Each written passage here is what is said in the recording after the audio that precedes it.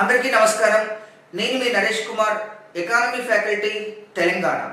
ఈరోజు మనం ముఖ్యంగా ఎకానమీకి సంబంధించి ఆర్థిక వ్యవస్థల గురించి తెలుసుకునేటటువంటి ప్రయత్నం చేద్దాం.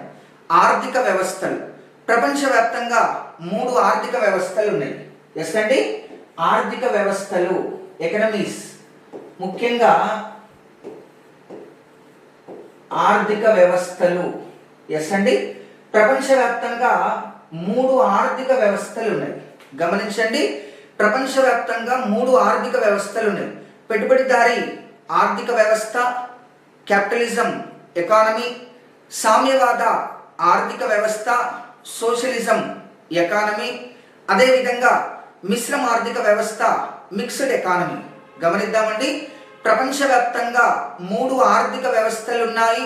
పెట్టుబడిదారీ ఆర్థిక వ్యవస్థ, క్యాపిటలిజం ఎకానమీ, సామ్యవాద ఆర్థిక వ్యవస్థ, సోషలిజం ఎకానమీ, మిశ్రమ ఆర్థిక వ్యవస్థ, మిక్స్డ్ ఎకానమీ. 3 ఆర్థిక వ్యవస్థలను మనం గమనించి చూస్తే, ముఖ్యంగా పెట్టుబడిదారీ ఆర్థిక వ్యవస్థ ప్రజలకు సంబంధించిన 90% వస్తువులను ప్రైవేటు వారు తయారు చేస్తూ ప్రభుత్వం కేవలం 10% మాత్రమే ఉంటే ఆ ఆర్థిక వ్యవస్థను పెట్టుబడిదారీ ఆర్థిక వ్యవస్థ అంటారు. మరొకసారి గమనిద్దాం, ప్రజలకు సంబంధించిన 90% వస్తువులను ప్రైవేటు వారు తయారు చేస్తూ 10% మాత్రమే ప్రభుత్వ వ్యవస్థ ఉంటే అటువంటి ఆర్థిక వ్యవస్థను పెట్టుబడిదారీ ఆర్థిక వ్యవస్థ, క్యాపిటలిజం ఎకానమీ అంటారు. ఎగ్జాంపుల్ మనం గమనించి చూస్తే అమెరికా కానీ, జపాన్ కానీ ప్రత్యేకంగా ఇటువంటి దేశాలను మనం పెట్టుబడిదారీ ఆర్థిక వ్యవస్థ కలిగినటువంటి దేశాలుగా చెప్పవచ్చు.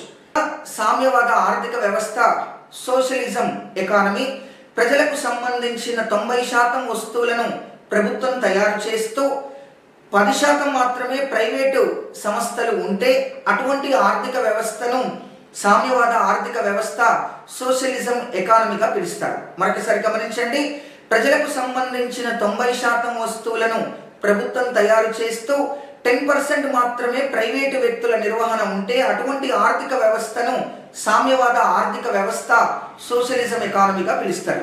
ఎగ్జాంపుల్ రష్యా, చైనా, క్యూబా ఇటువంటి దేశాలను మరి సామ్యవాద ఆర్థిక వ్యవస్థ కలిగిన దేశాలుగా పిలుస్తారు. ఇక మిశ్రమ ఆర్థిక వ్యవస్థ ప్రజలకు సంబంధించిన వస్తువులను 50% ప్రభుత్వం, 50% ప్రైవేటు వారు తయారు చేస్తే అటువంటి ఆర్థిక వ్యవస్థను మిశ్రమ ఆర్థిక వ్యవస్థగా పిలుస్తారు. మరొకసారి గమనించండి, 50% ప్రభుత్వ రంగం, 50% ప్రైవేట్ రంగం ఇద్దరూ కలిసి ప్రజలకు సంబంధించిన వస్తువులను తయారు చేస్తే ఆర్థిక వ్యవస్థను మిశ్రమ ఆర్థిక వ్యవస్థ, మిక్స్డ్ ఎకానమీగా పిలుస్తారు.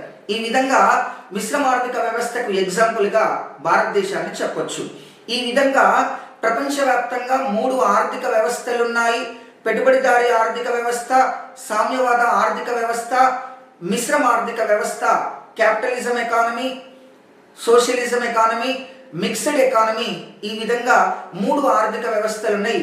ఈ ఏరియాలో ఎక్కడో ఒక చోట ఖచ్చితంగా క్వశ్చన్ వస్తుంది, గుర్తుంచుకోండి. తప్పనిసరిగా మనం ప్రతిరోజు ఎకానమీకి సంబంధించిన సమకాలీన సమగ్ర విశ్లేషణతో కూడిన అంశాలను తెలుసుకునే ప్రయత్నం చేద్దాం. Thank you very much.